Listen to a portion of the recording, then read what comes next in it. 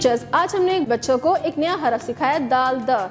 उसकी अदायगी भी सिखा दी, उससे शुरू होने वाले अल्फाज भी सिखा दिए और इसकी फॉर्मेशन भी सिखा दी। क्योंकि आपको पता है कि स्टेम एजुकेशन का मकसद है बच्चों को हैंड्स ऑन लर्निंग देना, तो उसके ही अकॉर्डिंगली आपने बच्चे को दाल द की एक्टिविटीज़ करवानी है। सबसे पहले आपने दरख्त का तारुफ करवाना है। दरख्त से हमें क्या क्या हासिल होता है। दरख्त से हमें लकड़ी हासिल होती है, फिर हमें दरख्त से फल और सब्जियां हासिल होती हैं और उसके फ़वाइद भी बताने हैं।